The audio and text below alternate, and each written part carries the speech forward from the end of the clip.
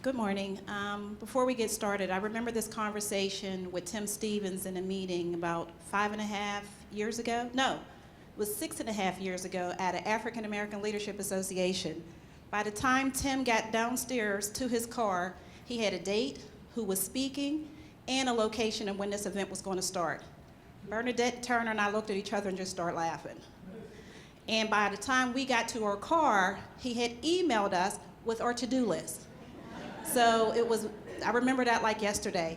And it's been a long journey. We're going into 10 years that African American Leadership Association has been in existing, and not having Bernadette here has been a challenge, and I've had some capacity issues, but let's just say we're moving forward.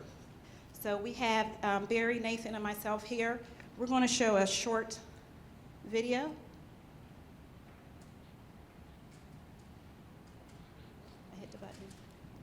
Every day, every African American, regardless of social status, is subjected to an emotional tax just because they're black.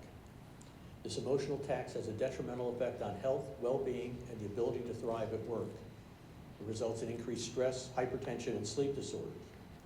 The research literature is replete with study after study after study, documenting the effect of racial fatigue on African Americans of all status and stature.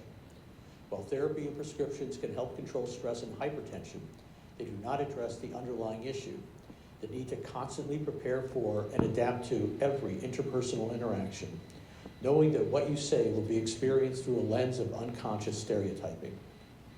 The effects of racial fatigue are especially problematic in Pittsburgh, a city without even one middle-class black neighborhood, a city where less than 2% of our corporation's senior management are African American. No wonder Pittsburgh's corporations struggle to retain African American talent. Leaving is a way to cut the emotional tax associated with being black in Pittsburgh. Concierge Pittsburgh is a comprehensive regional intervention which includes African American hosts and white neighborhood ambassadors to welcome new families to their neighborhoods, schools, and social gatherings. Our community liaison will be available to intercede when racial issues arise at school, at work, or on their street. Finally, our IT platform will be a virtual neighborhood where black families can find others with similar backgrounds, interests, and family dynamics, reducing racial fatigue and cutting their everyday emotional tax. Our research team has access to multiple large networks of black professionals throughout the region, so we can conduct long-term studies on individuals' health and reduce racial fatigue. We want to make Pittsburgh not just a more diverse city, but a city where African Americans can live happy and healthy lives and thrive.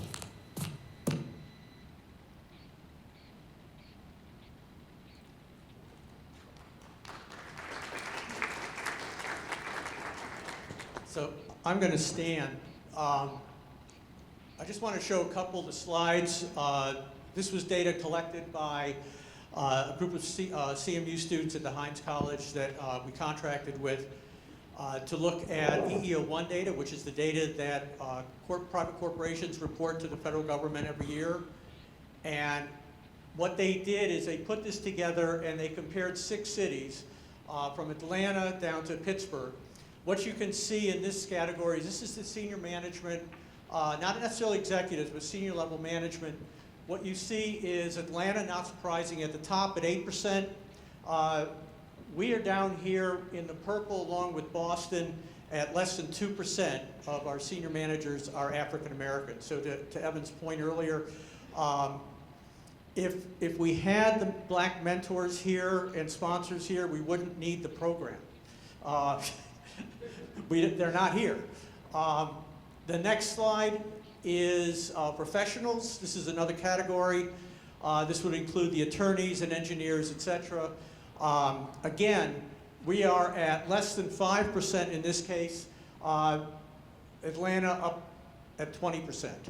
Now this is the good news. The bad news is if you look at the executive suites, this was some work that was done by Evan and by Greg Spencer. As he mentioned, less than 0.1% are African Americans. Now, to put that in perspective, if you remember the commercial that Ivory Soap used to have, for those of you who are old enough, Ivory Soap was 99 and 44% pure. We, at the C-suite level, are significantly less than that.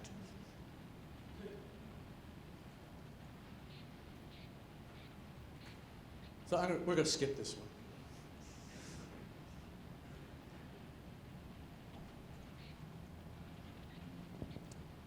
Well, before I get started, I also know that in Pittsburgh, there's not one African-American executive that reports to a CEO.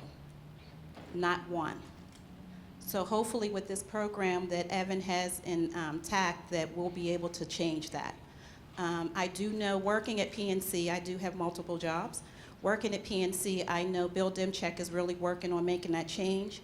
And we just hired Rebecca Ross Haywood, who used to report to Obama, who's our chief legal counsel, and she will be reporting to Greg Jordan. That's as high as we got right now. So we have a start. It's a lot of work. African American Leadership Association was started back in 2009, not out of a want, but out of a need.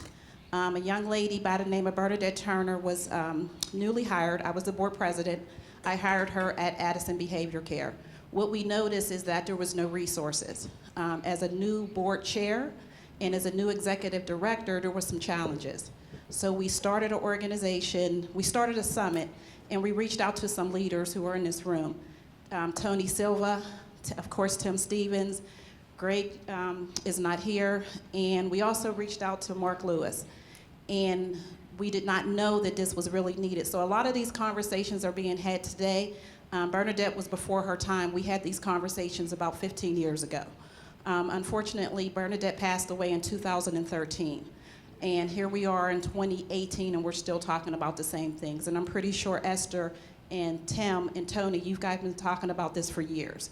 One of our goals is to talk about inclusion and talent pool, and also getting people to sit on board seats. I can honestly say I have about 3 friends, 2 of them in the room that I was able to place on a board, Gwen's Girls, which is chaired by Tony Silva. So we're also trying to get those positions and seats filled to make sure that the decisions that are being made in the community looks like us. When you look at the board seats, they're not diverse. It's not just African Americans, it's people of color. One thing I can say about Bill Demchek and also being the president of the African American Employee Business Resource Group, we have about 10 resource groups. We make sure we are diverse. Now getting them to that C-suite, that's where we need the help of Tim Stevens. What's the next slide? I'll let Barry talk.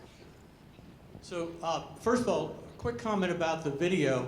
The video was not intended for the 98% of you that are here. It was prepared for the, it was prepared for a competition done by the University of Pittsburgh Innovation Challenge. Did not get it moved forward, unfortunately, but I wanted you to know that obviously, don't mean to be preaching to the choir. It was for, frankly, white judges. I want to talk about Concierge. Our fiscal agent is Pittsburgh Community Services, Inc. Odell's here. Our partner is the African American Leadership Association.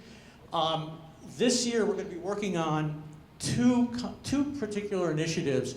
One is what is called the Community Onboarding Initiative, which is to bring on, because we really are interested in that theme of relationships. So we're talking about bringing on concierge ambassadors who would be socially and professionally compatible individuals. So we want to find individuals who are African American to kind of introduce them and orient them, not just into that when they first come in, but to make plans to develop a relationship with them over time.